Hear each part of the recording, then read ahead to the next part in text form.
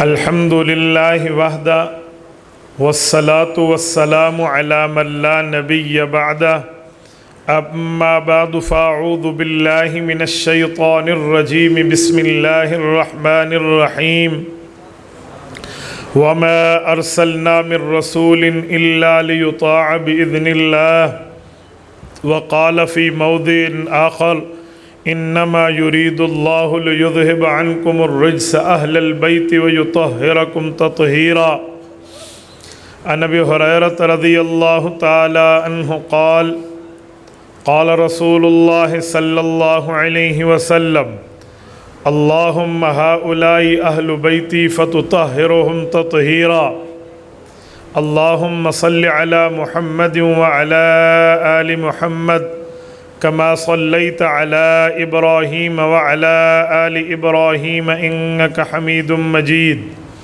اللهم بارك على محمد وعلى آل محمد كما باركت على إبراهيم وعلى آل إبراهيم إنك حميد مجيد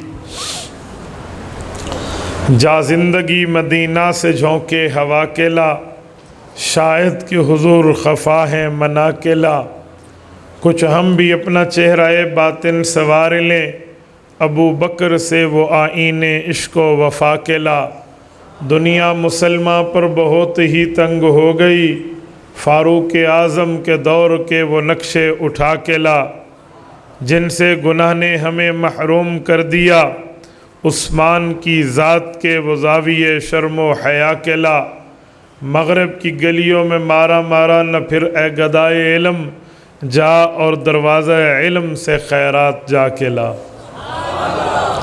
معزز دوستو آج 7 اکتوبر 2021 بروز جمعرات یہاں جامعہ تعلیم الاسلام حنفیہ اہل حق کا مرکز بلکسر ضلع چکوال میں 77ویں سالانہ سنی کانفرنس ہے میں حضرت مولانا مخلص عبداللہ دامت برکاتہم العالیہ کی دعوت پرخلوص پر آپ کی خدمت میں موجود ہوں اور آج کی بھرپور کامیاب کانفرنس کی حضرت کو مبارکباد پیش کرتا ہوں میں رب کریم کی بارگاہ اقدس میں دعا گو ہوں کہ اللہ تعالی رہتی دنیا تک اس چیز کو مزید 4 چاند لگائے رکھے اور اللہ رب العزت اس کو اپنی دربار عالیہ میں قبولیت تامہ عطا فرمائے میرے دوستو میں نے آپ حضرات کی خدمت میں 3 عنوانات پر بات کرنی ہے نمبر 1 رسول پاک صلی اللہ علیہ وسلم کی احادیث کی اہمیت نمبر 2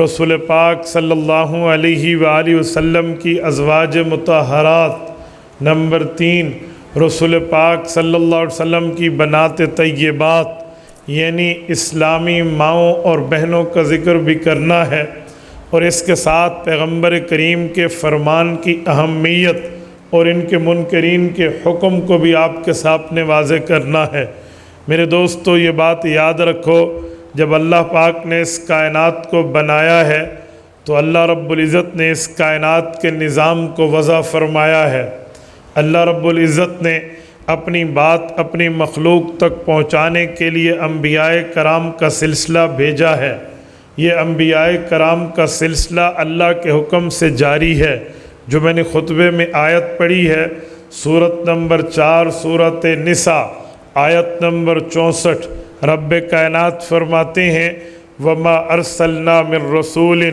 إِلَّا لِيُطَاعَ بِإِذْنِ اللَّهِ کہ میں پیغمبروں کے سلسلے کو اس لیے جاری کر رہا ہو کہ میرا حکم ہے ان کی بات کو تسلیم کیا جائے اس سے سمجھ آیا نبی اکیلا نہیں آتا اللہ کا حکم لے کر آتا ہے نبی اپنی مرضی سے نہیں آتا اللہ کی مرضی سے آتا ہے اور جب نبی آ کر دنیا میں اللہ کی نمائندگی کرتا ہے تو وہ اللہ کا نمائندہ بن کے اپنے اللہ کی ترجمانی کر رہا ہوتا ہے کیونکہ رب کریم نے حضرت آدم علیہ السلام کے لیے یوں فرمایا انی جاعل فی الارض خلیفہ آدم علیہ السلام زمین میں میرے خلیفہ ہیں اس سے پتہ چلا اللہ رب العزت اپنے کائنات کے نظام کو ان خلفاء یعنی انبیاء کے ذریعے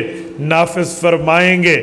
مخلوق خالق کی بات مانتی ہے، مخلوق خالق کی اطاعت کرتی ہے، مخلوق خالق کی بات پہ عمل کرتی ہے، لیکن مخلوق کیسے کرے؟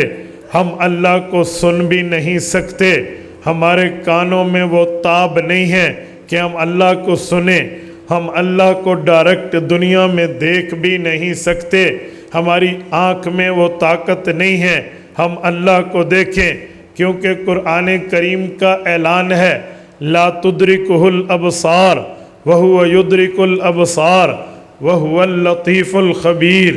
اس آنکھ میں وہ طاقت نہیں ہے جو اس رہتی دنیا میں رہ کے اللہ کی زیارت کر سکے، بلکہ اللہ کی طاقت و قدرت ہے کہ اللہ آنکھوں پر کنٹرول رکھتے ہیں، اور اللہ باریک بین بھی ہے، ہر بات سے خبردار بھی ہے۔ تو ہم اس آنکھ سے نہ اللہ کو دیکھ سکتے ہیں، نہ اپنے کان سے اللہ کی بات سن سکتے ہیں۔ آپ کہیں گے آنکھ کی مثال تو آئی، کان سے اللہ کی بات ڈائریکٹ نہیں سنی جا سکتی، اس کی مثال کیا ہے؟ حضرت موسیٰ علیہ السلام کا دور ہے، قوم کے چند لوگوں نے پوری قوم کو ایک بات پہ لگا لیا، وہ بات یہ تھی حضرت موسیٰ علیہ السلام سے عرض کرو اے موسیٰ کوہ طور پہ اکیلے جاتے ہو، اے موسیٰ آپ کوہ طور پہ اللہ سے بات تنہائی میں کرتے ہو، ہم اللہ کے ماننے والے، ہم اللہ کو معبود سمجھنے والے، ہم اللہ کے عابدین و ساجدین ہیں، ہمیں بھی اللہ دکھاؤ، ہم سے بھی اللہ کی بات کراؤ تاکہ ہم اللہ سے بات بھی کریں، تاکہ ہم اللہ کی ڈائریکٹ بات بھی سنیں۔ حضرت موسیٰ نے سمجھایا یوں نہیں ہو سکتا کہ مخلوق میں بغیر خدا کے نمائندہ کوئی اللہ سے بات کر سکے، اللہ خالق ضرور اپنی مخلوق تک علم دے گا، نمائندہ خدا نبی کے واسطے سے، نبی اللہ سے علم و عمل لے کے امت کو دیتا ہے۔ تم ڈائریکٹ اللہ سے بات کی تاب نہیں رکھتے، لیکن اس قوم نے اصرار کیا اپنے دعوے پر، اس قوم نے وہاں پر بالکل اڑ گئے اپنے مطالبے پر، ہمیں اللہ کی زیارت کرنی ہے۔ 70,000 کی تعداد میں 70 بندے نمائندے بنے، حضرت موسیٰ علیہ السلام نے ساتھ لیا، کوہ طور پہ پہنچے، میرے مولا ارین اللہ جہرا، ان کا مطالبہ یہ ہے ہم تمہیں دیکھنا چاہتے ہیں، ان کی مانگو ڈیمانڈو نیڈ یہ ہے ہم آپ کی زیارت کرنا چاہتے ہیں۔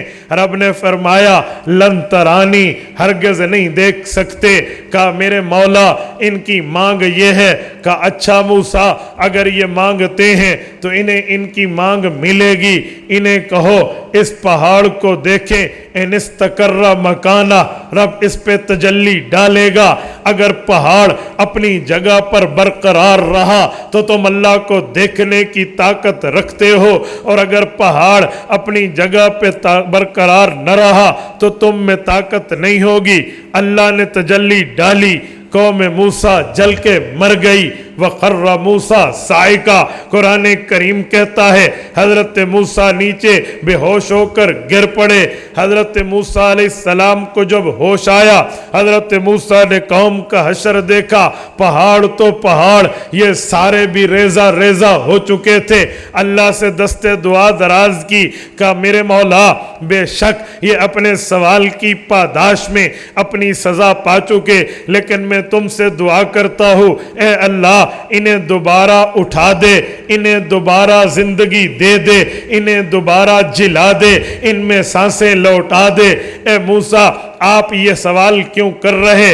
حضرت موسیٰ نے عرض کیا میرے مولا یہ میری وہ قوم ہے جو ہمیں کہتی تھی اللہ دکھاؤ، اپنی قوم کے نمائندہ بن کے آئے، آج آپ کو دیکھنے کے لیے اب یہ مر گئے، پچھلی قوم کا مطالبہ وہی ٹھہرا ہوگا، اللہ دکھاؤ انہیں دوبارہ زندگی ملے گی تو اپنی کارگزاری جا کے اپنی قوم کو سنائیں گے، تب جا کر قوم کا شاید شاید اطمینان قلب ہو جائے، علم الیقین کے ساتھ حق الیقین ہو جائے، اور یہ بات مان لیں کہ مخلوق خالق تک بغیر نبی کے واسطے سے نہیں پہنچ سکتی۔ اللہ انہیں زندگی دے دے، رب نے کرم کیا، دعا قبول کی، انہیں زندگی ملی، اس قوم نے جا کر اپنی پچھلی قوم کو بتایا اللہ کو دیکھنا ہے نبی کے واسطے سے، اللہ کی بات سننا ہے نبی کے واسطے سے۔ میری بات کا مطلب مخلوق خالق تک نہیں پہنچ سکتی تو مخلوق خالق تک تب پہنچے گی جب واسطہ نبی ہوگا، اور نبی کا واسطہ اللہ درمیان میں رکھتے اسی لیے ہیں کہ نبی اللہ کو دیکھتا بھی ہے، نبی اللہ کی بات سنتا بھی ہے، تو نبی پاک کا درجہ کیا ہوتا ہے؟ سورۃ حشر آیت نمبر 7 رب کائنات نے فرمایا وَمَا آتَاكُمُ الرَّسُولُ فَخُذُوهُ وَمَا نَهَاكُمْ عَنْهُ فَانْتَهُوا، نبی دے دے اسے لے لو، نبی روک دے اس سے رک جاؤ۔ نبی کا مرتبہ کیا ہے؟ سورۃ نساء آیت نمبر 1:60 رب کائنات فرماتے ہیں یا ایھا الذین آمنوا اطیعوا اللہ واطیعوا الرسول واولی الامر منکم، اے لوگو آپ نے خدا کی بات ماننی ہے، آپ نے مصطفیٰ کی بات ماننی ہے، آپ نے امت میں فقہا کی بات ماننی ہے۔ یہ پیغمبر کریم علیہ التحیۃ والتسلیم کا مقام و مرتبہ ہے۔ اب پتہ چلا اہل سنت کا نظریہ یہ ہے کہ نبی پاک کہہ دیں اللہ کا فرمان ہے، وہ قرآن میں ہو ہم وحی جلی مانیں گے، وہ حدیث میں ہو وحی خفی مانیں گے۔ وحی جلی کا معنی جو اللہ قرآن میں کہہ دیں، وحی خفی کا معنی جو حضور کی فرمان سے کہہ دیں۔ کیا حضور کے فرمان سے بھی اللہ کی بات ہوتی ہے؟ جی جی ہوتی ہے۔ آپ کہیں گے کیسے؟ میں ایک مثال پیش کر رہا ہوں، دوسرا پارہ ہے، سورۃ بقرہ ہے، پہلا صفحہ ہے۔ رب کائنات فرماتے ہیں وَمَا جَعَلْنَا الْقِبْلَةَ الَّتِي كُنْتَ عَلَيْهَا، اس آیت کا مفہوم، پس منظر، پیش منظر، تہ منظر یہ ہے حضور پاک علیہ الصلوۃ والسلام بیت المقدس کی طرف منہ کر کے نماز پڑھتے رہے، 17 مہینے گزر گئے، صحابہ پڑھتے رہے، تقریباً 1.5 سال کا عرصہ گزر گیا۔ حضور پاک کے دل اقدس میں آتا تھا میرے مولا ایک کرم کر دے، کرم یہ ہے ہمارے لیے بیت المقدس سے قبلہ ہٹا کے بیت اللہ کر دے۔ رب العزت نے فرمایا فَلَنُوَلِّيَنَّكَ قِبْلَةً تَرْضَاهَا، ہاں وہ وقت ابھی دور ہے، وہ وقت آئے گا جب ہم آپ کو حکم کریں گے آپ اپنے قبلے کو تبدیل کرتے ہوئے شمال سے ہٹ کے مغرب، بیت المقدس سے ہٹ کے قبلہ بیت اللہ کی طرف منہ کر لیجئے۔ آخر وہی ہوا، بنو حارثہ کا محلہ ہے، مسجد قبلتین ہے، مدینہ منورہ ہے۔ رب کائنات نے نماز کے دوران آیت اتار دی، حضور پاک پر وحی اتری، حضور پاک علیہ السلام نے صف کو تبدیل کر کے منہ قبلہ بیت اللہ کی طرف کر لیا تو رب نے فرمایا فَوَلِّ وَجْهَكَ شَطْرَ الْمَسْجِدِ الْحَرَامِ، اب آپ کے لیے حکم یہ ہے، قانون یہ ہے، آئین یہ ہے، ضابطہ یہ ہے، قاعدہ یہ ہے، آپ حضر میں ہو یا سفر میں ہو، گھر سے ہو یا گھر میں باہر سے ہو، آپ نے قبلہ بیت اللہ کی طرف منہ کرنا ہے۔ اب رب نے جو لفظ فرمایا، اور میں اس بات پہ کہنا چاہتا ہوں چکوال کے غیرت مند مسلمانوں ذہن حاضر رکھنا، اللہ نے فرمایا وَمَا جَعَلْنَا الْقِبْلَةَ الَّتِي كُنْتَ عَلَيْهَا، جس پہلے قبلے کی طرف منہ کیا تھا وہ بھی حکم ہمارا تھا، اب بیت اللہ کی طرف منہ کیا یہ بھی حکم ہمارا ہے۔ میرے دوستو اللہ نے یہ بات کیوں فرمائی؟ وجہ یہ تھی کہ لوگ کہنے لگے تمہارا قبلہ بھی ایک جگہ نہیں ٹھہرتا، کبھی بیت المقدس ہے تو کبھی بیت اللہ ہے۔ رب نے فرمایا جی یوں نہیں ہے، حضور پاک علیہ السلام اپنی مرضی دین میں نہیں چلا رہے، بلکہ یہ اللہ کی مرضی، اللہ کا امر، اللہ کا حکم، اللہ کی رضا، اللہ کی منشا چل رہی ہے۔ وَمَا جَعَلْنَا الْقِبْلَةَ الَّتِي كُنْتَ عَلَيْهَا، پہلا قبلہ بھی ہم نے بنایا تھا، یہ قبلہ بھی ہم نے بنایا ہے۔ چکوال کے دوستو اگر حضور پاک کی حدیث کو اللہ کی بات نہ مانے تو الحمد کی الف سے لے کر والناس کی سین تک آپ تلاش کرتے جائیں، پورے قرآن کریم کی 114 سورتوں میں 540 رکوع میں 7 منازل میں 30 20 पारों में किसी जगह बैतुल मक़दस क़िबला बना लो, आयत नहीं मिलती।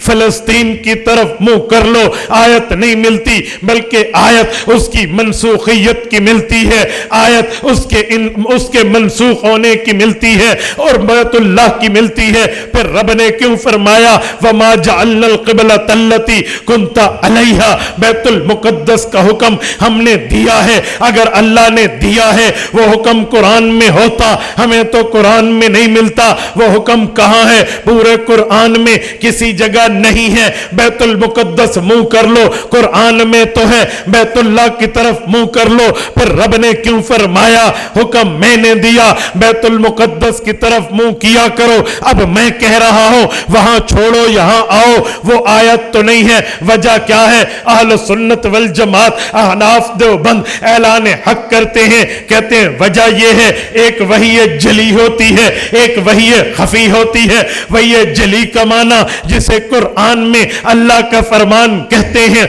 वही खफी का माना हुज़ूर पाक की हदीस में अल्लाह का फरमान कहते हैं। वो भी अल्लाह का फरमान था, बैतुल मक़दस मुंह करो, ये भी अल्लाह का फरमान है, बैतुल्लाह मुंह करो। लेकिन पिछला हुक्म हदीस पाक में है, अगला हुक्म कुरान पाक में है। मैंने ये बात क्यों की है? इसीलिए कि जो तबका खुद को परवेजी कहकर ये बात करता है कि हम हदीस पाक नहीं मानते, हमारे लिए अल्लाह का कुरान काफी है। जिन्हें मुनकिरीन हदीस कहते हैं, जिन्हें परवेजी कहते हैं, जिन्हें अहले कुरान कहते हैं, उनका ऐलान ये है हम हदीस पाक नहीं मानते, क्योंकि हदीस पाक तो मखलूक की बात है, हम कुरान मानते हैं, ये खालिक की बात है, हम हदीस नहीं मानते। ये ज़ईफ भी हो सकती है, सही भी हो सकती है, हम तो सिर्फ कुरान मानते हैं। मैं उन्हें कहता हूं अगर तुम्हें हुज़ूर पाक की बात नहीं माननी, फिर मुझे दिखा दो। अल्लाह कुरान में कहते हैं ये क़िबला बैतुल मुक़द्दस का हुक्म मैंने दिया है, ये कुरान में कहां है? आप हमें कुरान की एक आयत पेश कर दे जिसमें रब फरमाए बैतुल मक़दस की तरफ मुंह करो, हम आपकी बात तस्लीम कर लेंगे कि हदीस पाक की हैसियत कोई नहीं है। लेकिन मेरे दोस्तों, ता क़यामत ये इनके अबाओ अजदाद भी मिल जाएं, ये ता क़यामत ऐसी आयत ढूंढ के नहीं दिखा सकते, क्योंकि वो हुक्म वही खफी में आया है जो पैगंबर की हदीस है। तो इसीलिए पैगंबर की हदीस हुज्जत है, उसकी अहमियत है। और पैगंबर अलैहिस्सलाम की हदीस को ज़ईफ कहने वालों, अगर पैगंबर की हदीस न माने तो नमाज नहीं हो सकती। हम पैगंबर करीम की 1 दर्जन हदीसें नमाज में पढ़ते हैं, 1 दर्जन हदीसें नमाज में हम नमाज शुरू करते हैं सुब्हानक अल्लाहुम्मा व बिहम्दिका व तबारक अस्मुक व तआला जद्दुक व ला इलाहा गैरुक। कुरान करीम में है, बोलिए है, सारे बोलिए किसी जगह है। तो जब कुरान करीम में नहीं है, हदीस पाक में है, हमने नमाज शुरू पैगंबर की हदीस से की है।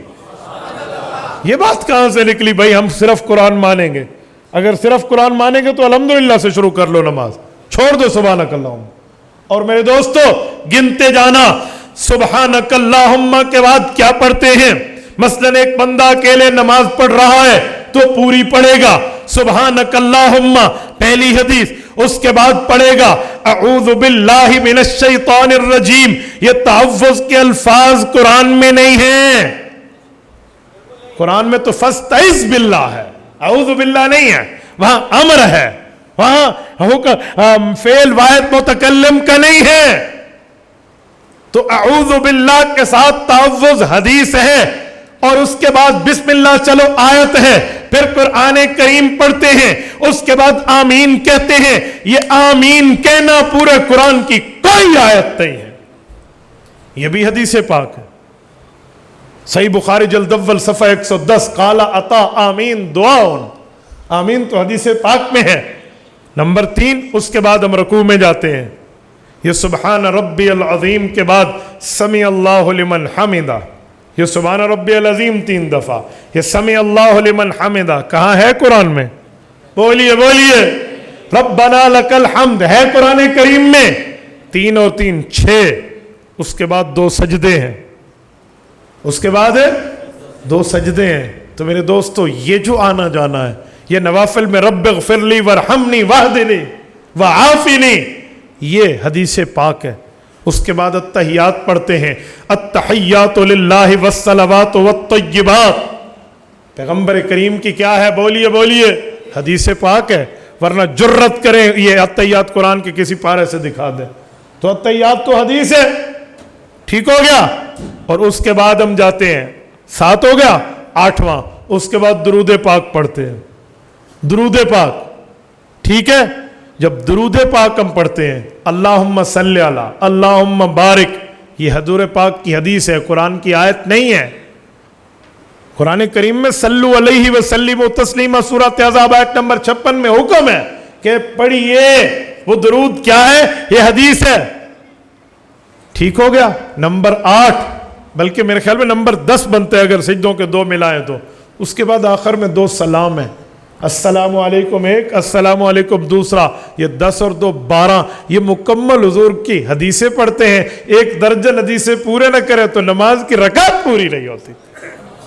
اور ہمیں کہتے ہیں جی ہم حدیث نہیں مانتے. اور سنیں جو پیغمبر کی حدیث نہیں مانتا وہ کہتے جی ضعیف ہوتی ہے صحیح ہوتی ہے. اسے کہو اچھا جو صحیح ہوتی ہے وہ مان لو، ضعیف کا مسئلہ ہم حل کرا لیں گے. تو نے تو ضعیف کی وجہ سے صحیح کو بھی چھوڑ دیا. اصل میں حضور پاک کی حدیث کی دشمنی ہے. اور اہل افتاء کا یہ اعلان ہے کہ جو پیغمبر کریم علیہ التحیت والتسلیم کی حدیث پاک کا منکر ہے اس کا اسلام سے کوئی تعلق نہیں ہے. لوگ بڑی خوشی سے کہتے ہیں جی ہمارے اوپر فتوی کفر نہیں ہے. سبحان اللہ. تم پیغمبر کے فرامین کو سب کچھ کو درمیان سے نکال کے ایک طرف کر دو اور پھر کہو ہمارے اوپر فتوی کفر نہیں ہے. اگر اس پہ فتوی کفر نہیں ہے تو کائنات میں کس پہ فتوی کفر آئے گا؟ بھائی عجیب بات ہے. پورے مسالک تمام کے تمام جتنے اسلام کے نام لیوا ہے ان سب کا اتفاق ہے کہ جو رسول اللہ کی حدیث کا منکر ہے یہ ایسے ہے جیسے اللہ کے قرآن کا منکر ہے. اور میرے دوستو اسی لیے پیغمبر کی حدیث کی اہمیت، ایتھارٹی آف دا سنہ، پیغمبر کے فرمان کی اہمیت کو ماننا ایمان کا حصہ، ایمان کا محور، ایمان کا مرکز، ایمان کا منبع، ایمان کی بنیاد ہے. اس لیے بات ذہن میں رکھنا کہ پرویزیوں کے لیے، اہل قرآن کے لیے، منکرین حدیث کے لیے کیا سے کیا out of the boundary of Islam وہ پیغمبر علیہ السلام کی بات کو ویلیو نہ دے تو ہم اس کی ذات کو بھی ویلیو نہیں دیتے، اس کی بات کو بھی ویلیو نہیں دیتے. جس کے لیے پیغمبر کی ذات اگر نعوذ باللہ محترم نہیں ہے، حضور پاک کا فرمان محترم نہیں ہے تو پیچھے کیا بچا؟ ایک منکر حدیث، چلو میں لگے ہاتھوں بات کر لوں، میرے پاس اس کو بیٹے لائے، سفید داڑھی تھی اس کی، اللہ نے ہدایت دے رہی تھی تو آ گیا. قرآن کریم اپنے ساتھ ایک تھیلے میں لیے ہوئے، ترجمے والا حضرت ساتھ لے کر آیا. چلو مولوی اپنا ترجمہ نہ مننا پوے، میں گھر لائے بجا. تو بچے اس کو لے کر آئے. ماشاءاللہ بچے تبلیغ میں لگے ہوئے تھے تو والد سے نوک جھوک ہوتی، بات چلتی تو آ گئے. ہم بیٹھ گئے تو مجھے کہنے لگا مولوی صاحب ایک سوال کا جواب دے پھر بات شروع کرتے. میں نے کہا جی پوچھیں. کہتے ایک بلڈنگ تعمیر ہو رہی ہو، ایک فورمین ہو ایک مالک ہو، مالک کی بات مانیں گے یا فورمین کی بات مانیں گے؟ یعنی مزدور کی بات مانیں گے یا مالک کی بات مانیں گے؟ میں سوچنے لگا کہ اس سوال کا اس بحث سے کیا تعلق ہے. تو مجھے سمجھ آیا کہ بندہ کہنا کیا چاہتا ہے. تو میں نے پھر اس کو اس کی منشا کے خلاف جواب دیا. میں نے کہا مزدور کی بات مانیں گے. تھوڑا سا پریشان ہوا کہ کیسے کہہ رہے ہیں فورمین کی بات مانیں گے؟ میں نے کہا جی ہاں. کہتے کیوں؟ میں نے کہا اگر مالک نے کہا ہوگا کہ میرے اس کی بات مانے تو بس پھر اس کی بات ماننا، مالک کی بات ماننا ہوگی. اچھا ٹھیک ہے. ایک اور سوال. میں نے کہا کہتے ایک فیکٹری ہے، ایک جی ایم ہے اور ایک وہاں کا کام کرنے والا ہے، جی ایم کی بات جنرل مینیجر کی مانیں گے یا اس کام والے کی بات؟ میں نے کہا کام والے کی بات بھی مان لیں گے. کیوں؟ وجہ عقل مند ہے. میں نے کہا عقل مند ہوں تبھی تو کہہ رہا ہوں 2 اور 2 4 ہیں، 2 اور 2 6 تو نہیں ہوتے. کیوں مانیں گے؟ میں نے کہا اگر جی ایم نے کہا ہوگا کہ اس کام والے کی بات مان لو تو اس کی بات مان لیں گے. اس کے بچے کہنے لگے استاد جی اور باتیں چھوڑیں، ذرا اس کو سمجھائیں، ہم تو بڑا مسئلہ ہے. میں نے کہا وہی سمجھا رہا ہوں. پتہ ہے وہ کہنا کیا چاہتا تھا؟ یہ علماء سمجھتے، وہ نعوذ باللہ کہنا چاہ رہا تھا اللہ مالک ہے اور رسول اللہ مزدور ہے. نعوذ باللہ. وہ حضور کی نہیں مانے گا، اللہ کی مانے گا، لہٰذا قرآن مانو حدیث چھوڑو۔ اور پھر میں نے قرآن کریم اسی سے لیا، وہ جو ترجمے والا لے کر آیا، میں نے کہا ذرا پڑھیے، وَمَا آتَاكُمُ الرَّسُولُ فَخُذُوهُ وَمَا نَهَاكُمْ عَنْهُ فَانْتَهُوا۔ قرآن کہتا ہے نبی دے اسے لے لو، نبی روکے اس سے رک جاؤ، جو نبی نے دیا ہے وہ کیا ہے؟ کہتا ہے قرآن۔ میں نے کہا پھر اللہ نے کیا دیا؟ اب چپ۔ میں نے کہا چلو قرآن تو دیا حضور نے، اللہ نے کیا دیا؟ خاموش۔ میں نے کہا آپ نے تو اللہ کی بات ماننی تھی، حضور کی نہیں ماننی نا۔ تو اب یہ قرآن کہتے ہیں حضور کی مانے، آپ نے قرآن حضور کا مان لیا، اللہ والا قرآن کہاں ہے؟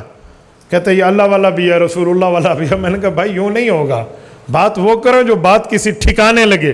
ٹھیک ہے اللہ کی کتاب ہے، حضور پہ نازل ہوئی ہے، لیکن اس کا یہ معنی نہیں ہے کہ آپ حدیث پاک کا انکار کر دیں۔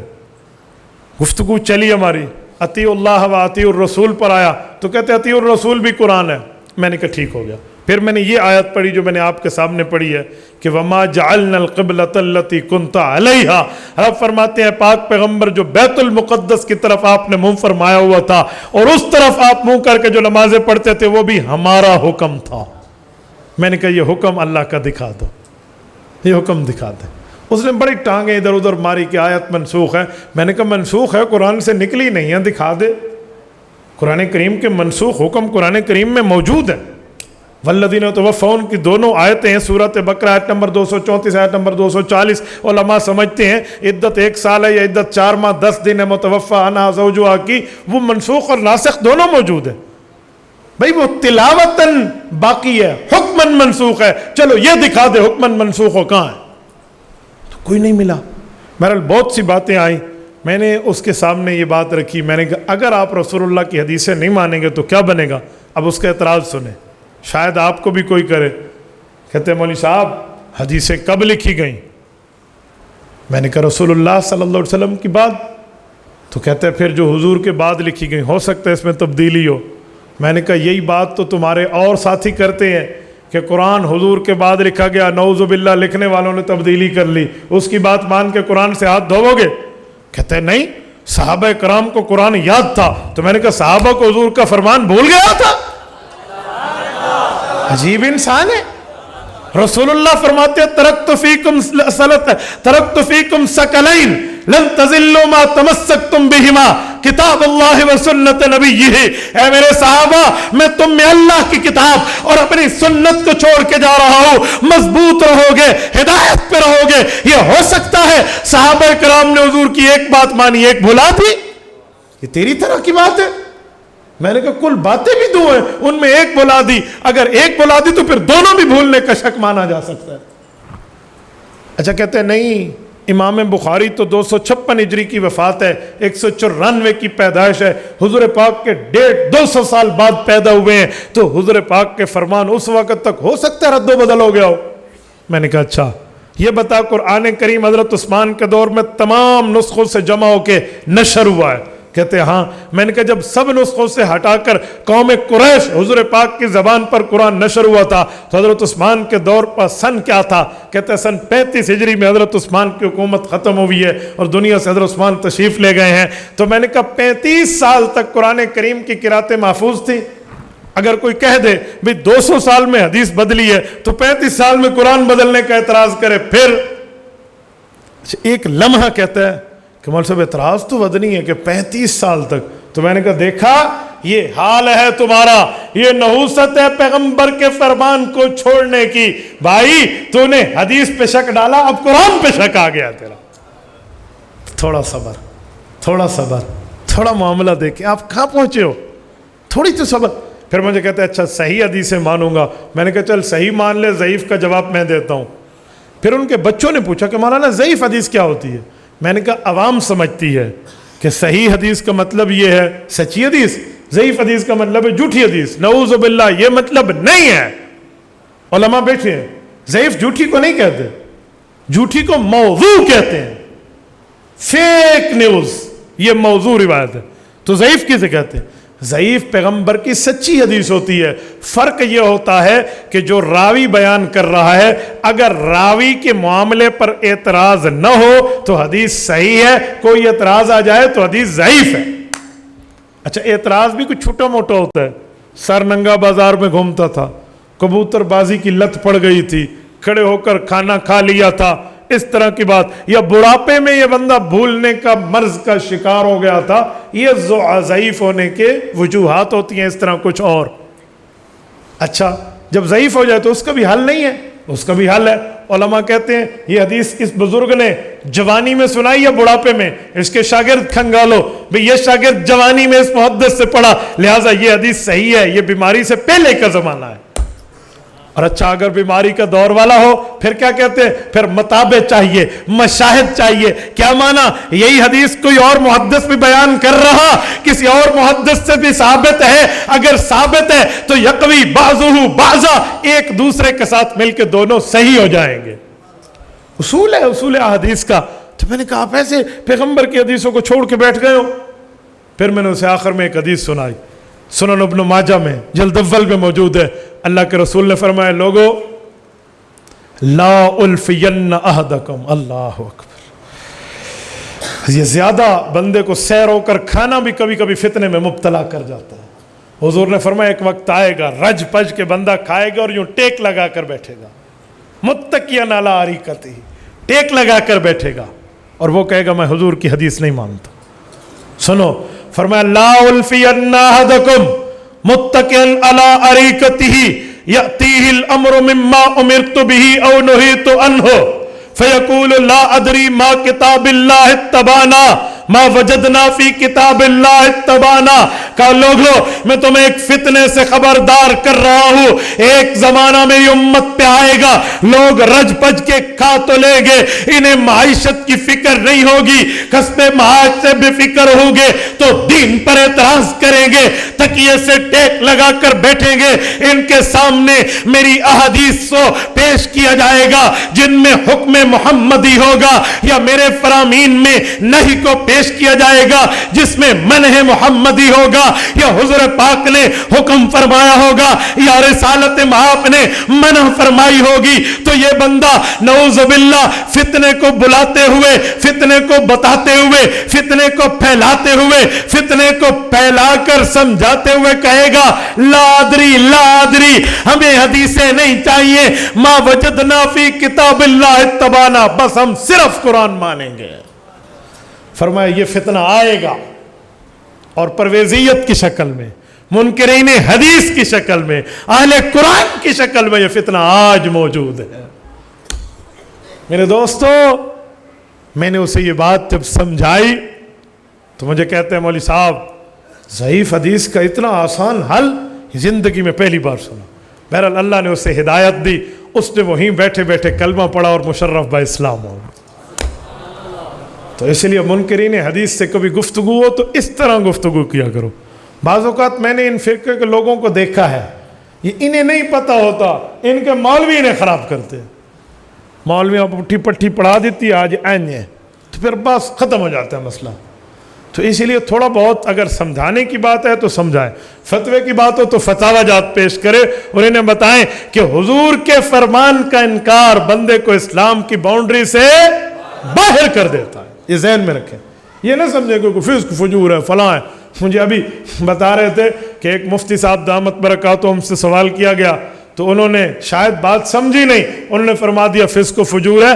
ایسی بات نہیں ہے, یہ بات فون کال کے پوچھنے کی نہیں ہوتی, یہ گفتگو بائے فیس ہوتی ہے. کہیں کو کینسر ہوئے فون تے دوائی نہیں لیندا, تو پتہ نہیں اس سے بڑا کینسر کوئی ہوگا اس فون پہ دوائیاں لیتے ہیں, ایسا نہیں ہے. میرا ایک عنوان. دوسرا, ازواج پیغمبر. نمبر 2, بناتے پیغمبر. توجہ ہے آپ کی, توجہ ہے آپ کی. میں نے سمجھا آپ تھک گئے ہیں. تھکنا مجھے چاہیے, میں رحمیہ خان سے سفر کرتے ہوئے آ رہا ہوں, اور میں نے ابھی واپس جانا ہے ڈی اے خان, میرے جمعہ پڑھانا ہے, وہاں جمعہ پڑھا کے پھر آنا ہے آپ کے یہاں جمال وال میں رات کو ہمارا بیان ہے. تو تھکنا تو مجھے چاہیے اپنے سفر کی طوالت دیکھ کر.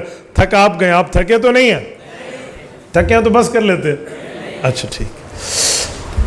دوسری بات ہے ازواج پیغمبر. پیغمبر علیہ السلام کی بیویاں, رسول اللہ کے بستر کی عزت, رسول اللہ کی حرم.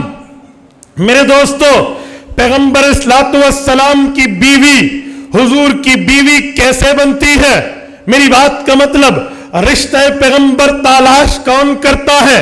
نبی کے بستر پہ نبی کی بیوی کون لاتا ہے؟ معجم میں حدیث پاک موجود ہے، امام طبرانی روایت لائے ہیں، اللہ کے رسول نے فرمایا ما تزوجت من بناتی ولا زوجت من نسائی الا باذن جاء به جبرائیل او کما قال علیہ السلام، کہا اے لوگو اگر بچی کا رشتہ میں نے دیا ہے یا بیوی کا رشتہ لیا ہے، جبرائیل آیا ہے، اللہ کے حکم سے لیا اور دیا ہے۔ رسول اللہ کے رشتے کا انتخاب میرے اللہ کا کام، سرور کائنات کے گھر کے رشتے کا انتظام و اہتمام و انصرام میرے اللہ کی ذمہ داری۔ تو پیغمبر کریم علیہ التحیت والتسلیم کی 11 بیویاں، آپ کی اور میری 11 ازواج آپ کی اور میری 11 امہات المؤمنین، پیغمبر کی 11 ازواج مطہرات ہیں۔ حضرت خدیجۃ الکبریٰ رضی اللہ تعالی عنہا، حضرت سودا رضی اللہ تعالی عنہا، حضرت عائشہ رضی اللہ تعالی عنہا، حضرت حفصہ رضی اللہ تعالی عنہا، حضرت جویریہ رضی اللہ تعالی عنہا، حضرت صفیہ رضی اللہ تعالی عنہا، حضرت زینب بنت جہش رضی اللہ تعالی عنہا، حضرت زینب بنت خزیمہ رضی اللہ تعالی عنہا، حضرت ام المؤمنین، حضرت بولیے ام حبیبہ رضی اللہ تعالی عنہا، حضرت ام المؤمنین ام سلمہ رضی اللہ تعالی عنہا، پیغمبر کریم کی بیویاں، اور حضرت میمونہ رضی اللہ تعالی عنہا، یہ پیغمبر کی بیویاں ہیں۔ تو رسول اللہ کی بیویاں، رسول اللہ کی عزت، رسول اللہ کی بیویاں، رسول اللہ کا حرم، رسول پاک کی بیویاں۔ قرآن کہتا ہے النبی اولا بالمؤمنین من انفسہم وازواجہ امہاتہم، کہ نبی پاک سے مومن اپنی جان سے بڑھ کے پیار کرتے ہیں، اور پیغمبر کی بیویاں مومن مسلمان کی مائیں ہیں، اسلامی اماں جان۔ اور پیغمبر کریم کی بیویوں کا انتخاب میرے رب نے کیا۔ میں ایک بات کروں، حضرت خدیجۃ الکبریٰ رضی اللہ عنہا کی، علماء نے لکھا ہے کہ حضرت خدیجہ کے بعد جب اللہ کے رسول آئے، یہ صحیح بخاری جلد اول باب کیف کان بدء الوحی الی رسول اللہ کی شرح پڑھ رہا ہوں، آپ اور چھوڑیے، شیخ الاسلام حضرت مولانا مفتی محمد تقی عثمانی دامت برکاتہم کی شرح انعام الباری کی جلد اول کھول لیجئے، وہ حدیث حضرت خدیجہ کے تحت پوری محدثین و شراح کے واقعات لکھ کر، ان کی تشریحات کو لکھ کر ایک بات ارشاد فرماتے ہیں کہ حضور پاک علیہ السلام پہ جب پہلی بار وحی کا بوجھ آیا، پیغمبر کریم پریشان ہوئے، زملونی زملونی، مجھے کمبل پہنا دو، یہ بات فرماتے ہوئے گھر تشریف لائے۔ حضرت خدیجۃ الکبریٰ سے اللہ کے رسول کا آمنا سامنا ہوتا ہے، حضور پاک علیہ السلام کو حضرت خدیجۃ الکبریٰ کمبل پہناتی ہیں اور ساتھ ایک جملہ کہتی ہیں واللہ لا یخزیک ابدا، اے پاک پیغمبر فکر مت کیجئے، اللہ تعالیٰ آپ کو ضائع نہیں کرے گا، انک لتصل الرحمہ، آپ صلہ رحمی کرنے والے ہیں، وتحمل الکلہ، اور آپ بوجھ دار کا بوجھ اٹھانے والے ہیں، وَتُقْسِبُ الْمَعْدُومَ، اس کے لیے کماتے ہیں جو نہیں کما سکتا، وَتُعِينُ عَلَى نَوَائِبِ الْحَقِّ، اور حق کی بات پر صبر کرنے والے، حق کی بات پر تعاون کرنے والے ہیں، وَتُقْرِئُ الضَّيْفَ، مہمان کی مہمان نوازی کرنے والے ہیں۔ شراح حدیث نے لکھا ہے لوگوں وجہ کیا ہے، ایک امتی وقت کے نبی کو تسلی دے کہ امتی کی بس کی بات نہیں ہے، وہ اپنے نبی کو تسلی دے جو امتی وقت کے پیغمبر کو تسلی دیتا ہے، فرمایا اس امتی کی زبان سے اس امت کی کا رب بول رہا ہوتا ہے۔ کہ یہ اللہ کی بات تھی جو حضرت خدیجہ کی زبان اقدس سے اللہ نے بطور الہام جاری کی تھی۔ تو پیغمبر کی بیوی تو اسے کہتے ہیں، اور رسول اللہ صلی اللہ علیہ وسلم کی بیوی، سوچو یار، جس کا انتخاب آسمان سے ہوا تو آسمان والے اس کی قدر کیسے کرتے ہیں۔ حضور پاک نے فرمایا عائشہ میں تیرے بستر پہ ہوتا ہوں، جبرائیل وہی یہاں لاتا ہے۔ فرشتوں کی پاکیزگی، قرآن کہتا ہے لا یمسہ الا المطہرون، یہ قرآن کریم کے پہلے ٹائٹل پر بھی آیت لکھی ہوتی ہے کہ اس قرآن کو فرشتے چھوتے ہیں جو پاکیزہ ہے۔ وہ پاکیزہ فرشتہ پاکیزہ پروں پر پاکیزہ کلام لے کر آیا تو عائشہ کے پاکیزہ بستر پر آیا۔ اس سے بڑی حرم کی عزت و عظمت کی کیا بات آپ کریں گے؟ اور میرے دوستو، پیغمبر کریم کی بیویوں کے لیے بات ذہن میں رکھو، کوئی شخص رسول پاک علیہ السلام کی بیوی کا بغض اپنے سینے میں رکھے، اس کا حشر کیا ہے، یا کوئی چھوٹا اختلاف رکھے، اس کا حشر کیا ہے۔ رسول پاک کے پاس ایک صحابی تشریف لاتے ہیں، یہ وہ ہیں جن کے دل میں حضرت عائشہ کا عزت اور احترام تو ہے، لیکن ایک چھوٹے مسئلے پر، چھوٹی موٹی اونچ نیچ پر حضرت عائشہ رضی اللہ عنہ کے مسئلے سے تھوڑا دل میں خفگی تھی۔ جلد نمبر 2 مشکات کتاب النکاح، اللہ کے رسول کو آ کر کہتے ہیں یا رسول اللہ میں آپ کی دعوت کرنا چاہتا ہوں۔ اب دعوت کسی کی قبول کرنا کیا ہے؟ اجابت الدعوہ، دعوت کو قبول کرنا اگر کوئی عذر نہ ہو تو واجب ہے، مسلمان کے مسلمان پہ حقوق میں شامل ہے۔ اللہ کے رسول نے فرمایا عائشہ تو معیہ، اکیلی یا ود فیملی، اور فیملی میں بھی عائشہ میرے ساتھ ہوں گی یا نہیں ہوں گی؟ انہوں نے کہا یا رسول اللہ صرف آپ کی۔ علماء نے اس کی 2 شرح لکھی ہیں کہ یا تو ان کے دل میں کوئی خفگی کی بات تھی، اور یا ان کے پاس وسعت ہی ایک دعوت کی تھی۔ یہ دونوں اقوال موجود ہیں، اللہ اختلاف الاقوال۔ تو حضور پاک علیہ السلام نے فرمایا پھر تو میں نہیں آتا۔ وہ اگلی بار آئے تو میرے خیال میں دل سے خفگی جاتی رہی یا انتظام پورا ہو گیا، تو کہا یا رسول اللہ دعوت، فرمایا عائشہ تو معیہ، کہا جی ہاں، کہا اچھا پھر میں آؤں گا۔ دیکھو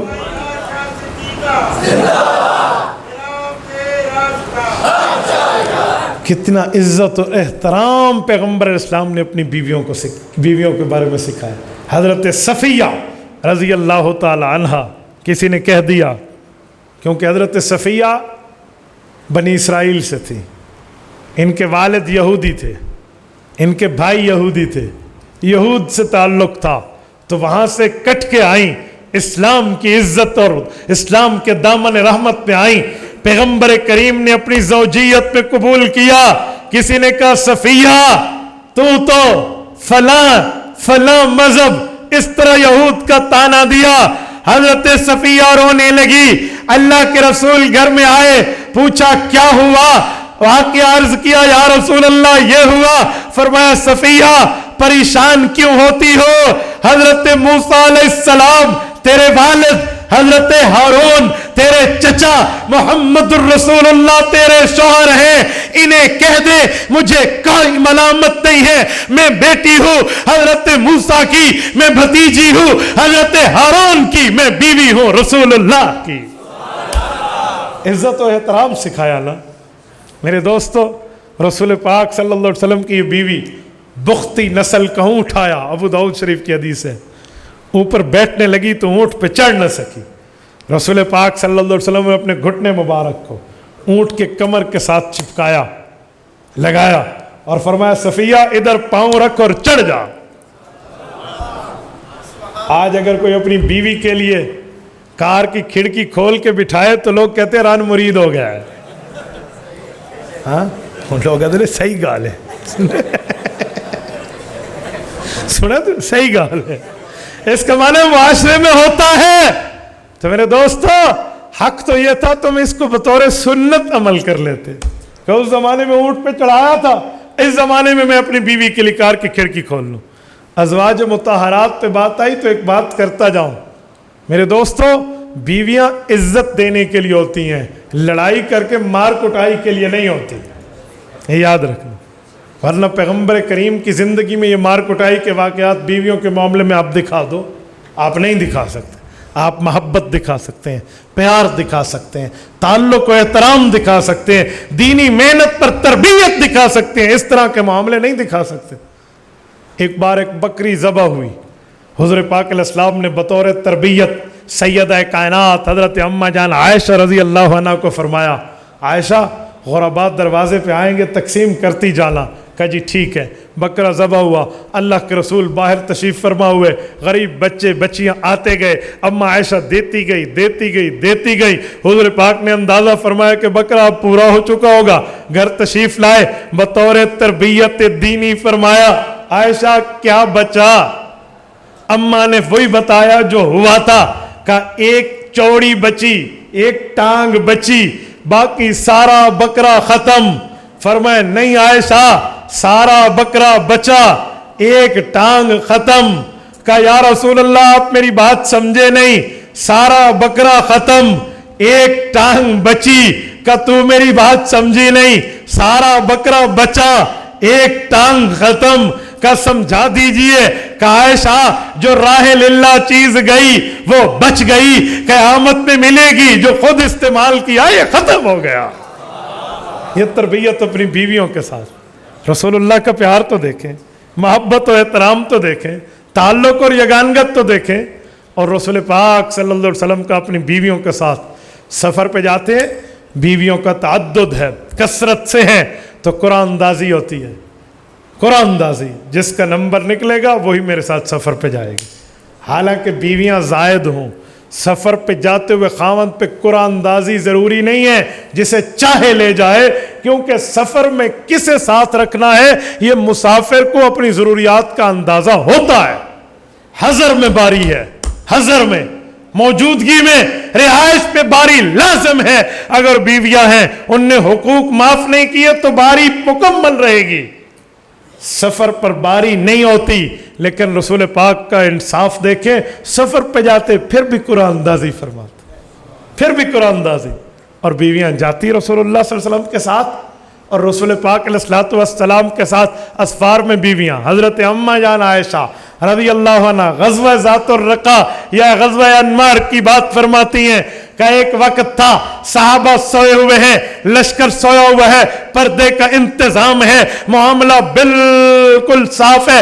حضور پاک نے فرمایا عائشہ آؤ, دوڑی دوڑ لگاتے ہیں, ذرا دوڑ کا مقابلہ کرتے ہیں. کہا میں نے اور اللہ کے رسول نے دوڑنا شروع کیا کہ آگے بھاگنے میں کون نکلتا ہے. فسبقت علی, مشکات جلد 2 کتاب النکاح. اما جان عائشہ فرماتی ہے رضی اللہ عنہا کہ میں دبلے پتلے جسم کی تھی, میں تیز دوڑی. فسبقت علی, میں رسول اللہ سے دوڑ میں آگے بڑھ گئی. ایک عرصہ گزرا, ایک اور سفر کا انتظام ہوا. اس وقت فلما ثقل بدنی, اب میں دبلی پتلی ہو چکی تھی. حضور پاک علیہ الصلوۃ والسلام کو اس طرح کا موقع میسر آیا, فرمایا عائشہ آؤ آج بھی یہ دوڑی دوڑ لگاتے ہیں. کہا جی بہتر. ہم نے پھر دوڑ لگائی. فسابق علیہ, حضور پاک علیہ السلام مجھ سے دوڑ میں بڑھ گئے. تو کہتے میں نے منہ چھوٹا سا کیا تو فرمایا یا عائشہ تلکا بتلکا, عائشہ یہ اس کا بدلہ پورا ہو گیا, یہ عدلے کا بدلہ ہو گیا. یہ ازواج مطہرات اور پیغمبر اسلام کا تعلق, محبت, پیار, عقیدت و احترام, آپ اندازہ لگائیں. اور پھر رسول اللہ صلی اللہ علیہ وسلم نے اپنی بیویوں کو کیسے محبت میں ایک دوسرے کا احترام سکھایا. اماں جان عائشہ فرماتی ہیں مدینہ منورہ میں حضور پاک کے گھر میں کبھی بہترین چیز اس طرح پک جاتی جو دوسرے کو دینی بھی ہوتی, ورنہ ہر چیز حضور کی بہترین تھی, ایسی پکتی جو دوسرے کو دینی ہوتی. تو اماں جان عائشہ حضرت خدیجۃ الکبریٰ کے لیے فرماتی ہیں کہ حضور ان کی سہیلیوں کے گھر تلاش فرماتے, ڈھونڈ ڈھونڈ کے ان کے گھر تک پہنچاتے. ایک دن میں نے کہا یا رسول اللہ, اماں خدیجہ پہلے 2 شوہروں سے بیوہ, بوڑھی, صاحبۃ الاولاد تھی, آپ اس کے بارے میں یوں اتنی فکر مند اس کی وفات کے بعد بھی. تو کہتے ہیں اللہ کے رسول کے چہرے مبارک پر ایک آثار آئے. حضور پاک نے مجھے دیکھ کے فرمایا عائشہ خدیجہ انہا کانت و کانت, تجھے کیا پتا خدیجہ خدیجہ تھی, خدیجہ خدیجہ تھی. کیسی تھی؟ آؤ میں ایک بات کرتا ہوں. رسالت مآب نے تجارت کا فیصلہ کیا, اعلان نبوت سے پہلے تجارت کی ہے, لیکن اعلان نبوت کے بعد حضور تجارت نہیں فرماتے تھے, بازار نہیں گئے تجارت کے لیے. کیوں؟ حضرت خدیجہ نے اپنے مال کے دروازے کھول دیے تھے. انہا کانت و کانت, اللہ اکبر, کیا تسلی دی ہے اس نے. اور رسول پاک صلی اللہ علیہ وسلم کی تمام اولادوں میں صرف ایک حضرت ابراہیم کو چھوڑ کے باقی سب اولادوں کی اماں حضرت خدیجہ ہے رضی اللہ تعالی عنہا. میرے دوستو, سیدہ خدیجۃ الکبریٰ رضی اللہ عنہا, حضرت ابو طالب جس زمانے میں فوت ہوئے, حضور پاک نے اس زمانے کو عام الحزن فرمایا کہ میرے اوپر غم کا سال آیا تھا. خدیجۃ الکبریٰ اور پیغمبر کا اپنی بیویوں سے تعلق کیسا, حیران ہو جاؤ گے آپ. رسول پاک صلی اللہ علیہ وآلہ وسلم کی بیویوں میں میں کہاں کہاں تک بات کروں. یقین مانے میرے سامنے ایک واقعات کا یوں انبار ہے کہ میں اسے چھوؤں یا اسے چھوؤں, اس پہلو کو عرض کروں یا اس پہلو کو, اس کو اس نوعیت سے بیان کروں یا اس نوعیت سے. اتنا وسیع ترین مضمون ہے, وسیع تر نہیں, وسیع ترین ہے. چلو میں اس پر ایک بات مزید عرض کرتا ہوں. رسول پاک صلی اللہ علیہ وآلہ وسلم حضرت میمونہ بنت حارث رضی اللہ عنہا سے جب شادی فرماتے ہیں, اتفاق حضرت میمونہ کا نکاح جس گھر میں ہوا, رخصتی اسی گھر میں ہوئی, ایک عرصہ کے بعد واپس آئی تو وفات بھی اسی گھر میں ہوئی. یہ کہاں ہے, کس جگہ؟ مکہ مکرمہ. اللہ آپ کو لے جائے, آمین. آپ کی سونے والی ہے, ایسے قصور آپ کا بھی نہیں ہے. جلسہ 7 کو شروع ہوا ہے, اب 8 ہو چکی ہے, ٹھیک ہے. تو 7 کا جلسہ حضرت مولانا 8 تک چلائیں گے تو بات یوں, تو آپ کی ہمت کو سلام ہے. فرما رہے صبح سے جلسہ شروع ہے, اتنے حضرات خطبہ تشریف لائے, سب کی بات سنی. چلو میں بات پوری کر رہا ہوں, توجہ رکھنا. اللہ آپ کو مکہ مکرمہ لے جائے. یہ جاگنے والی آمین ہو نا. نماز میں ہم آمین آہستہ کے قائل ہیں اور جلسے میں اونچی کے قائل ہیں. سچ خطبہ کہتے ہیں, میں تو ہر جگہ آمین آہستہ کا قائل ہوں, لیکن میں نے آپ سے جاگنے کے لیے پوچھا ہے. مکہ مکرمہ میں آپ جدہ کی طرف سفر کیجئے, تنعیم کراس کیجئے, جسے جامع ام المؤمنین مسجد عائشہ رضی اللہ عنہ کہتے ہیں. یہ 8 کلومیٹر پہ مکہ مکرمہ میں ہے. اس سے 12 کلومیٹر آگے جائیے, 20 کلومیٹر جدہ کے روڈ پہ ایک جگہ آئے گی جسے کہتے ہیں وادی صرف. وادی صرف میں اگر آپ جا رہے ہیں, مکہ مکرمہ آ رہے ہیں مدینہ سے, تو آپ کی سائیڈ پہ, اور اگر آپ جا رہے ہیں مکہ سے جدہ کی طرف تو آپ کے الٹے ہاتھ پر, وہاں ڈرائیونگ لیفٹ ہی ہے نا, اس حساب سے سمجھا رہا ہوں. وادی صرف میں اماں جان رضی اللہ عنہ میمونہ بنت حارث کا آپ کو مزار اقدس نظر آئے گا. یہ واحد ام المؤمنین ہے جن کی قبر اکیلی ہے. باقی ام المؤمنین حضرت خدیجہ اپنے بچے حضرت قاسم کے ساتھ جنت المعلی میں, اور ہماری 9 امہات المؤمنین کی اکٹھی قبر مدینہ طیبہ میں جڑی ہوئی ہے, جنت البقیع میں. حضرت احمد علی لاہوری, کہہ دو اللہ ان کی قبر پہ کروڑوں اربوں رحمت نازل فرمائے. حضرت لاہوری جب گئے اور قبر پر مراقب ہوئے, ہم کرامات الاولیاء کے قائل ہیں, کرامات الاولیاء حقاً. تو مراقبے کے بعد اٹھے تو پریشان تھے, آنکھوں سے آنسوؤں کی لڑیاں جاری تھی. کہا حضرت میمونہ نے مجھ سے گلہ کیا کہ میرے بیٹے آتے ہیں, میری اس بہن کے پاس جاتے ہیں جن کے ساتھ ان کا بیٹا بھی تو ہے, میری ان بہنوں کے پاس جاتے ہیں جو ساری اکٹھی ہیں, میرے پاس نہیں آتے. حضرت لاہوری نے اپنے تمام مریدین کو یہ نصیحت کی تھی کہ جب بھی جانا وہاں ضرور جانا. میں آپ کو یہ پورا پتہ اس لیے سمجھا رہا ہوں کہ جب بھی جانا وہاں جانا. مسجد ہے نا, ہاں, میں اللہ کے گھر میں بیٹھا ہوں, میں جھوٹ بولوں اللہ مدد کھینچ لے. میرے ساتھ مکہ مکرمہ میں بھائی عمر تھے, ہم اکٹھے رات کے 3 بجے لگ رہے ہوں گے, 2:45 کا ٹائم ہوگا.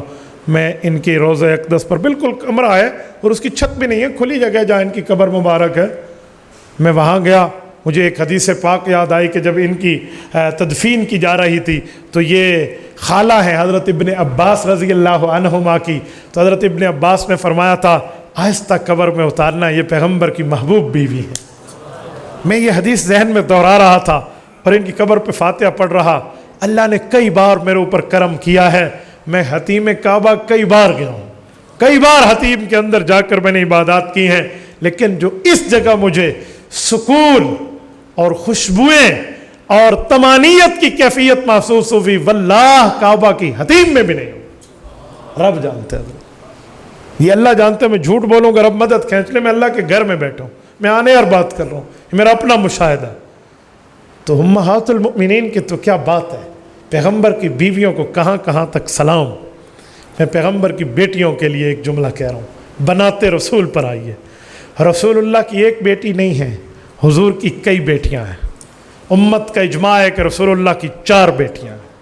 قرآن کریم سورت نمبر 33 سورت احزاب آیت نمبر 59 رب کریم فرماتے ہیں یا ایھا النبی کل ازواجک و بناتک و نساء المؤمنین یدنین علیہن من جلابیبہن ذالک ادنی ان یعرفن فلا یؤذین۔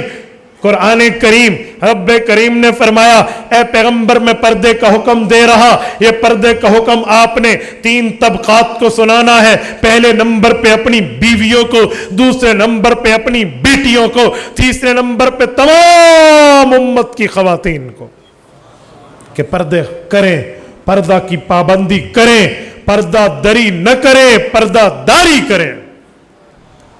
یہ پردہ ستر کا اہتمام، جلباب، جلابیب جمع ہے، بڑی چادر کو کہتے ہیں، یہ رب نے حکم دیا ہے۔ تو اس میں اگر حضور کی ایک بیٹی ہوتی تو آیت یوں ہوتی کل ازواجکا و بنتکا، بنت نہیں ہے، وبا ناتک، بولیے وبا ناتک، جمع بنات، جمع کثرت کی بات فرمائی۔ پیغمبر کی کئی بیویاں، ایک ظالم اپنی تفسیر میں پیغمبر کی بیٹیوں کا انکار کرتے ہوئے لکھتا ہے کہ اس سے امت کی بیٹیاں مراد ہیں۔ امت کی بیٹیاں بھی تو نبی کی بیٹیاں ہیں۔ میں نے کہا ظالم، دروغ گورا، حافظہ نباشد، جو جھوٹ بولتا ہے شریعت مطہرہ کے اندر اللہ اس کی عقل کی نعمت اس سے کھینچ لیتے ہیں۔ اگر امت کی بیٹیاں مراد ہوتی تو اگلی آیت کا لفظ وَنِسَاءِ الْمُؤْمِنِينَ، امت کی بیٹیوں کو کہہ دو، علیحدہ نہ اترتا، یہ تو علیحدہ اترا ہے۔ امت کی بیٹیوں کا طبقہ علیحدہ، اللہ نے لفظ علیحدہ اتارا، تو پیغمبر کی بیٹیوں کے لیے علیحدہ، پیغمبر کی بیویوں کے لیے علیحدہ، امت کی بیٹیوں کے لیے علیحدہ لفظ اترا، تو پیغمبر کی کئی بیٹیاں ہیں۔ اوے میری نمان، اپنے مذہب کی کتاب تحفۃ العوام کامل اٹھا، وہ کہتے ہیں درود پاک بنات پر بھی پڑھو، اللہم صلی علی محمد، اللہم صلی علی محمد، اللہم صلی علی محمد۔ پھر بنات کا کہتے ہیں علی بنت رسول زینب، علی بنت رسول رقیہ، علی بنت رسول ام کلثوم، علی بنت رسول فاطمہ زہرا رضی اللہ عنہ۔ میری نمان اپنی مان لے۔ اور پیغمبر کریم کی بیویاں بھی کثرت سے، بیٹیاں بھی کئی۔ رسول اللہ کی اولادیں 7 ہیں، 3 بیٹے 4 بیٹیاں، قاسم، طیب و طاہر، مطیب و مطاہر و عبداللہ، 5 نام ایک ہی بیٹے کے ہیں۔ طیب و طاہر، مطیب و مطاہر و عبداللہ دوسرا بیٹا ہے۔ اس کے پاکیزہ نام اس لیے زیادہ رکھے گئے کہ اعلان نبوت کے بعد پیدا ہوئے۔ پہلا قاسم، دوسرا عبداللہ اور تیسرے ابراہیم، 3 بیٹے اور 4 بیٹیاں، 7 اولادیں رسول اللہ کی ہیں۔ تو سرور کائنات صلی اللہ علیہ وسلم کی بیٹیوں میں پہلی حضرت زینب کبریٰ ہے رضی اللہ عنہا، دوسری حضرت رقیہ ہے، تیسری ام کلثوم ہے، چوتھی سیدہ فاطمہ زہرا رضی اللہ عنہ ہے۔ اور سنو، آج حضرت فاطمہ کی محبت پہ، نام پہ، حضور پاک کی بیٹیوں کے انکار پہ ڈاکہ ڈالنے والوں، یاد رکھو اگر تم اما فاطمہ کی بات کر کے پیغمبر کی باقی 3 بیٹیوں کا انکار کرو گے تو کل قیامت میں اما فاطمہ الزہرا کو پیش نہیں ہو سکو گے۔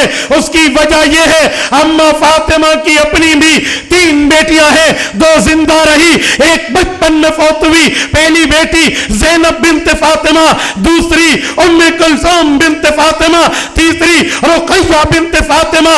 رقیہ بچپن میں فوت ہوئی ہے، اس لیے اہل سیر اکثر اس کا ذکر نہیں کرتے۔ ایسے اما فاطمہ کے 3 بیٹے، ایک حضرت حسن، ایک حضرت حسین، ایک حضرت محسن کا انتقال بچپن میں ہوا، اس لیے اکثر نے ذکر نہیں کیا، 4 بتائی، ورنہ اولادیں حضرت علی کی اما فاطمہ سے 6 ہیں، 3 بیٹیاں ہیں، 3 بیٹے ہیں۔ اما فاطمہ کو اپنی بہنوں سے اتنا پیار تھا، اتنی محبت تھی، اتنا تعلق تھا، اتنا یگانگت کا معاملہ تھا کہ اپنی 3 بہنوں کے نام اپنی 3 بیٹیوں کے نام پہ رکھے۔ کائنات میں وحید العصر والزمان مثال ہے۔ آپ ایک مجھے مثال دیجئے کہ اپنی اولاد کے نام کوئی اپنی بہنوں کے نام پہ رکھے. یہ پیار پیارے فاطمہ ہے, یہ پیار پیارے اماں جان فاطمہ ہے اپنی بہنوں سے. اماں فاطمہ کی محبت کے نام پہ انکار کرنے والوں, حضرت حسن اور حسین کی خالاؤں کا انکار کرنے والوں, کل قیامت پہ امام حسین کو منہ کیسے لگاؤ گے؟ اور چھوڑو, میں ایک بات مزید کر رہا ہوں. کربلا کا پہلا شہید محمد الاوسط ابن علی رضی اللہ عنہما, امام حسن حسین کا بھائی, حضرت علی کا بیٹا, حضرت علی کی کس بیوی سے پیدا ہوا تھا؟ جرت کر کے حضرت علی کی اس بیوی کا نام بتا دو. پہلے تو بتائیں گے نہیں, مر مر کے بتانا پڑے, جیسے موت کھینچ کے لے آئی ہو.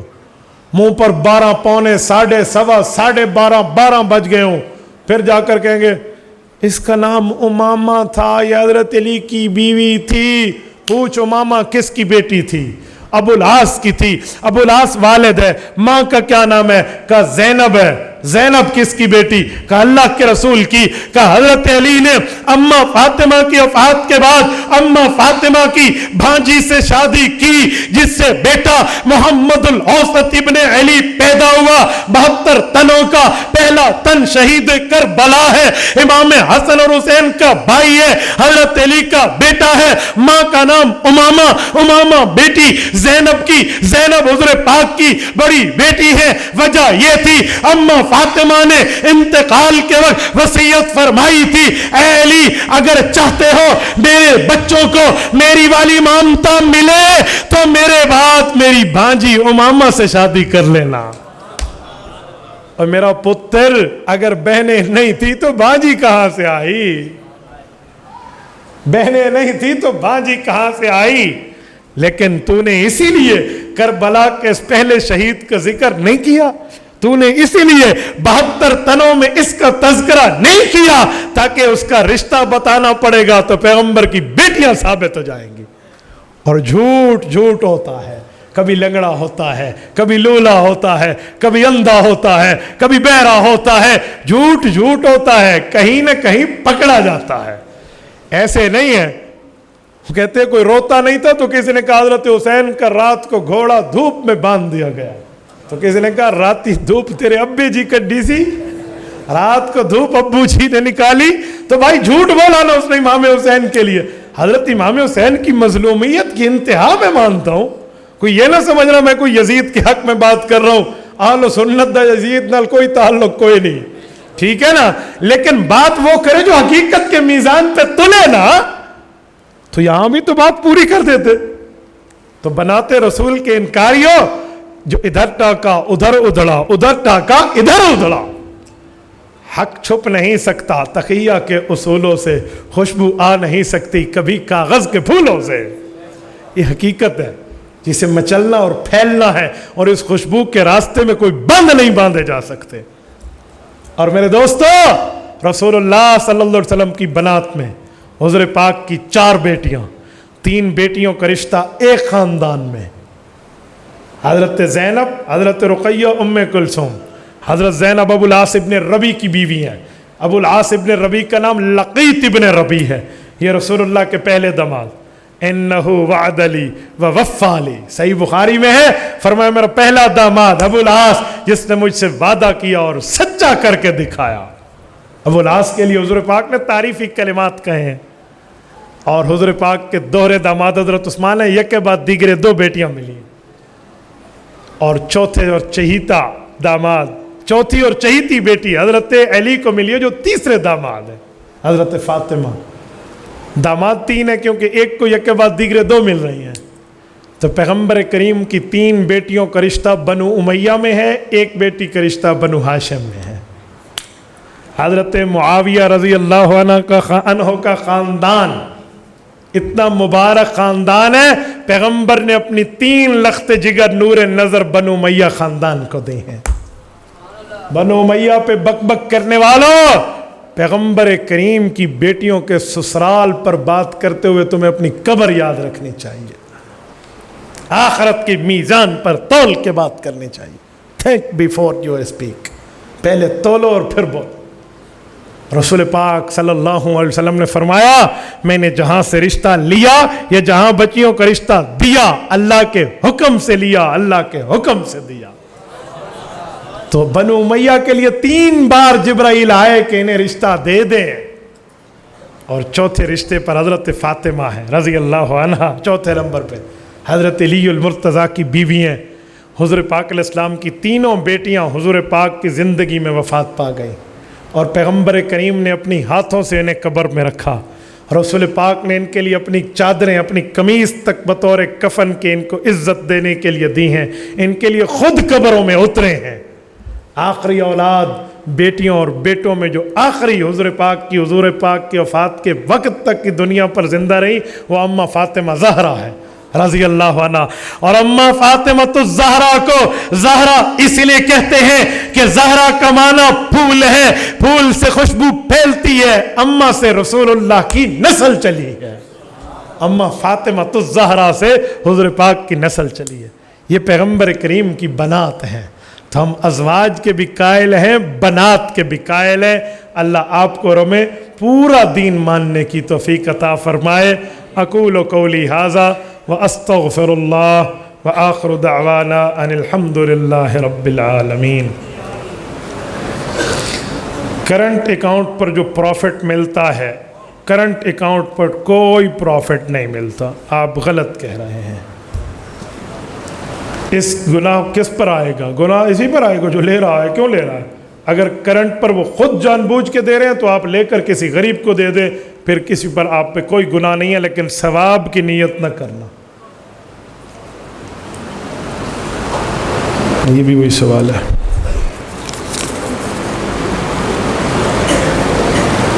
تہتر فرقوں کی بات کی حقیقت بتا دیں، پورا عنوان ہے اس مسئلے پر۔